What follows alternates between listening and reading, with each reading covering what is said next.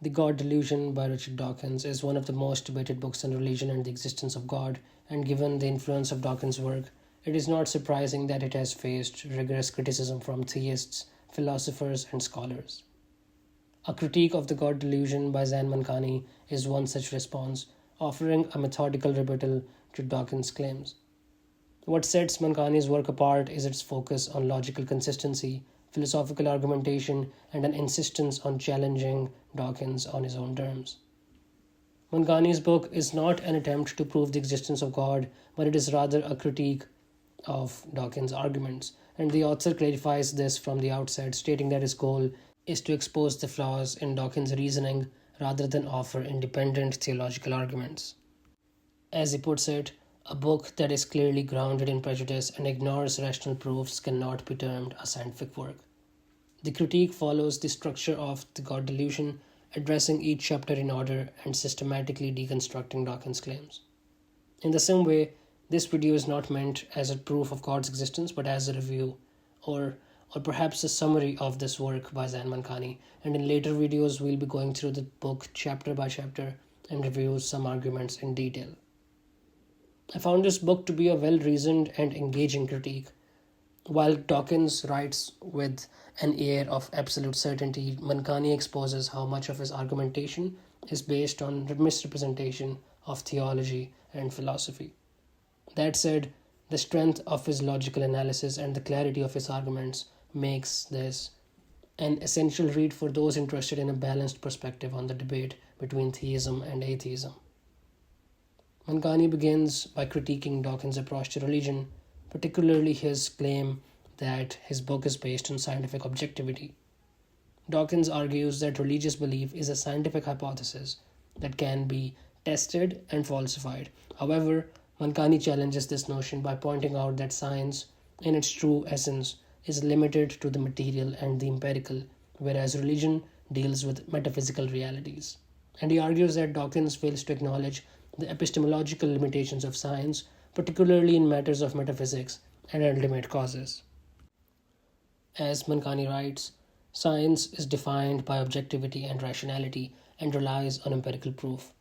A book that is clearly grounded in prejudice and ignores rational proofs cannot be termed a scientific work. Moreover, in a post-positivist world, one must be cognizant of the fact that empirical evidence is not always quantitative, but it may be qualitative as well. Hence, to view the world in a purely positivist way and to ignore qualitative evidence is in itself a sign of regression and rejection of reality. It is these factors that make Dawkins' book unscientific, as the reader will surely affirm. One of Dawkins' central claims is that religious belief is a form of delusion, an irrational mental state unsupported by evidence. He suggests that people remain religious either because of social conditioning or due to intellectual dishonesty. Mankani counters this by highlighting that religious belief has been defended by some of history's greatest philosophers, all of whom provided rational arguments for God's existence. Dawkins dismisses these arguments without engaging with them in depth, which is a major flaw in his critique. Dawkins also presents 4 reasons why people might want to leave religion. First, they are unhappy in the religion they were brought up in. Second, they no longer believe in it. Third, they are disturbed by evils done in its name. And fourth, they feel vague yearnings to leave their faith. The author deconstructs these claims, pointing out that they rely on oversimplified assumptions. Regarding the first category, Dawkins assumes that religion exists to provide happiness and that if someone is unhappy in their faith, they should abandon it. However, Mankani refutes this by noting that religious truth is independent of personal happiness, and he argues that prophets and saints throughout history endured immense suffering in pursuit of divine truth, which suggests that faith is not merely about emotional satisfaction. Coming to the second category, those who are skeptical of religious tenets, Dawkins suggests that skepticism should inevitably lead to atheism. However, Mankani argues that skepticism is an integral part of faith, not a reason to abandon it, and he points out that the Quran itself encourages questioning and critical thinking.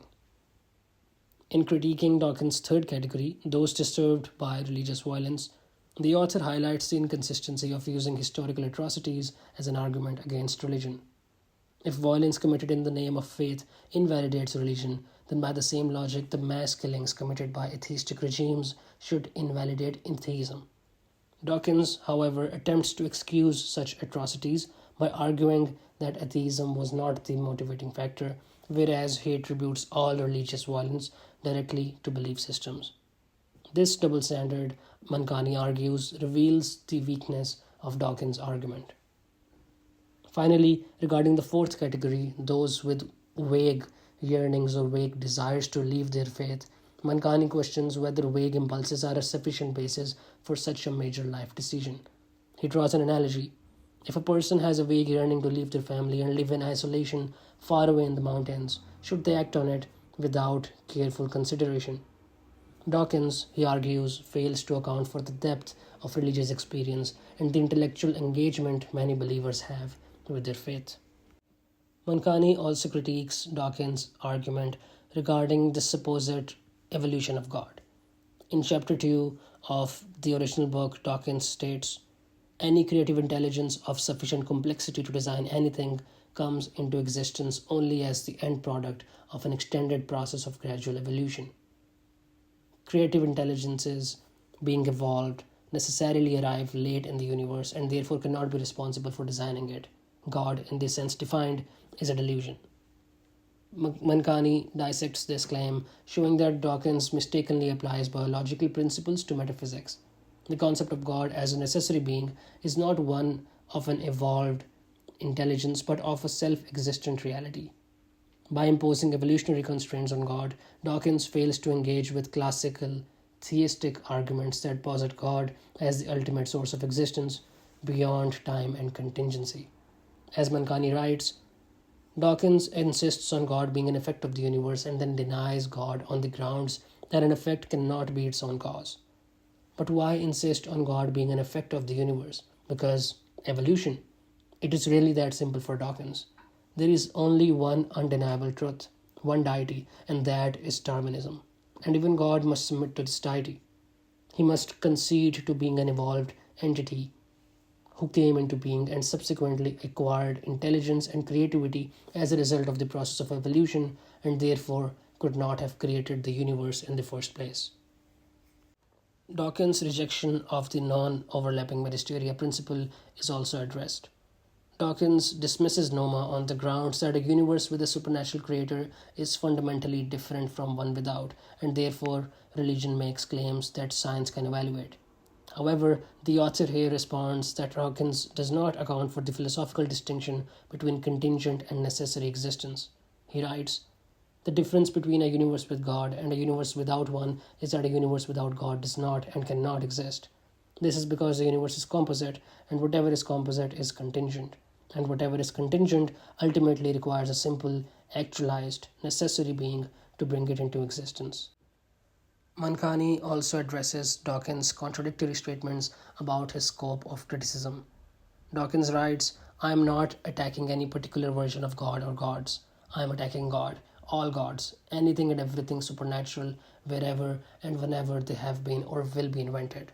Yet, shortly after he states, "Unless otherwise stated, I shall have Christianity mostly in mind, but only because it is the version with which I happen to be most familiar."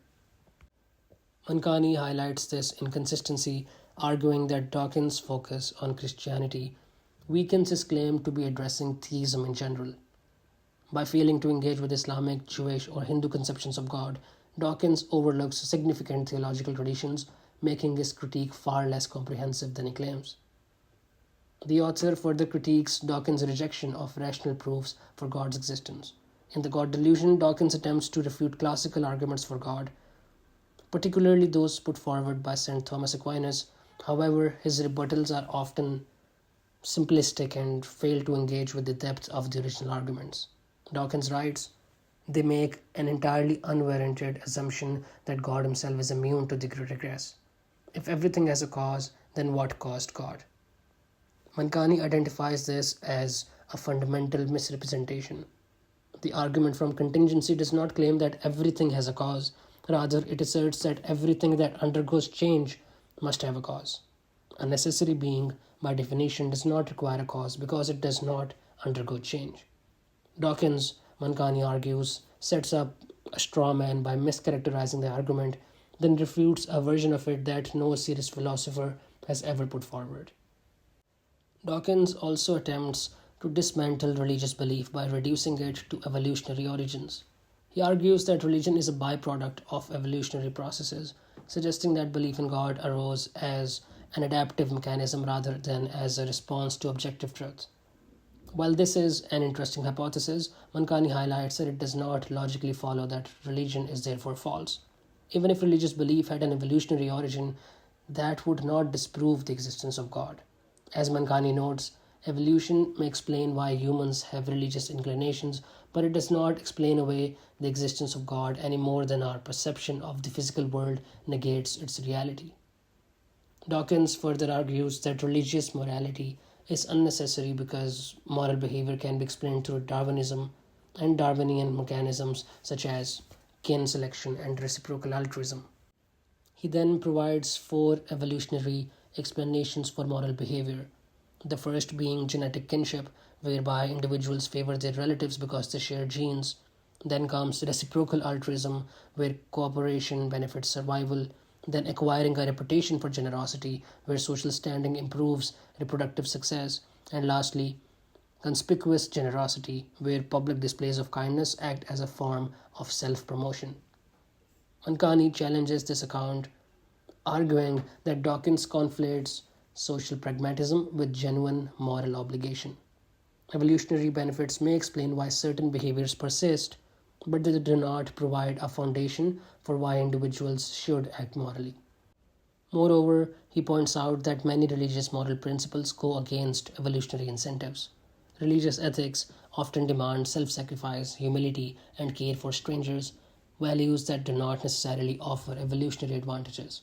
For instance, prophets and saints have historically stood for moral truths at great personal cost, often facing exile, persecution, or even execution. Such actions are difficult to explain within a framework that views morality purely in terms of genetic advantage. To further illustrate this, Mankani discusses Dawkins' treatment of the famous trolley problem, a moral thought experiment used in ethical philosophy. Dawkins argues that atheists and religious believers provide similar responses to moral dilemmas, suggesting that morality is independent of religious belief.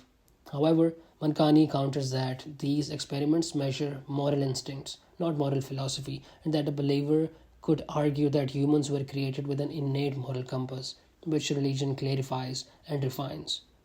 Dawkins, on the other hand, assumes that morality must be entirely socially constructed, failing to recognize that religion provides a framework for moral reasoning beyond instinctive impulses. The author then also critiques Dawkins' treatment of scripture, particularly his tendency to take religious texts out of context. Dawkins claims that the Old Testament promotes ethnic cleansing, citing verses where God commands the Israelites to wage war. However, Mankani points out that these passages must be understood in their historical and theological context. He notes that similar moral dilemmas exist in secular history, such as just war theory and the ethics of self defense, but Dawkins does not apply the same scrutiny to secular ethical frameworks. Furthermore, Mankani emphasizes that Islamic teachings explicitly prohibit indiscriminate violence while quoting verses from the Quran, and argues that such verses contradict Dawkins' assertion that religious texts inherently promote violence. Dawkins' discussion of religious fundamentalism is another key area of critique. He argues that even moderate religious belief is dangerous because it enables extremism. Mankani counters that this argument is a classic case of guilt by association, and just as not all political ideologies lead to tyranny, not all religious beliefs lead to extremism. To claim that moderate faith enables extremism is as irrational as arguing that peaceful political activism enables terrorism. The fact that some people misuse religion does not invalidate religion itself. Mankani continues his critique by addressing Dawkins' views on religious law and moral absolutism, and one of the most controversial sections is Dawkins' discussion of blasphemy and apostasy laws, particularly in Islamic countries. Dawkins presents these laws as evidence that religion is oppressive and incompatible with human rights. Mankani acknowledges that certain countries have harsh blasphemy laws, but argues that Dawkins fails to differentiate between religious teachings and political misuse of religion. He notes that most Muslim majority countries do not implement the death penalty for blasphemy and that the legal frameworks for such laws were often influenced by colonial policies rather than religious doctrine. The author also highlights that Dawkins ignores historical nuances when discussing apostasy. Dawkins claims that apostasy laws exist purely to suppress dissent, but Mankani argues that these laws historically applied to acts of treason rather than personal belief. Dawkins argues that religious morality is not based on tangible consequences, but rather on subjective preferences, particularly of the Christian majority. And he claims that religious people oppose certain private thoughts and actions, such as homosexuality, not because they cause harm, but because they personally disapprove of them. According to Dawkins, this shows that religious morality is arbitrary and not grounded in rational ethical principles. The critique counters this by arguing that private actions inevitably influence public life and policy, making them a legitimate concern for the majority. It asserts that homosexuality is not just opposed by religion but also by evolutionary principles, as persistent homosexuality would lead to species extinction. Furthermore, it claims that movements advocating inclusivity, such as Drag Queen Story Hour and LGBTQ themed books in schools, go beyond promoting tolerance and instead actively push radical ideological agendas. Dawkins' discussion of abortion is another area where Mankani finds major weaknesses. Dawkins argues that opposition to abortion is based purely on religious dogma and that there is no rational reason to consider an embryo a human life. He claims that many religious people who strongly oppose abortion are paradoxically supportive of taking adult lives, such as through capital punishment. He does not distinguish between different types of killing, treating the death penalty and abortion as morally comparable. His position appears to be driven by his atheism and anti-religious stance rather than a neutral ethical evaluation.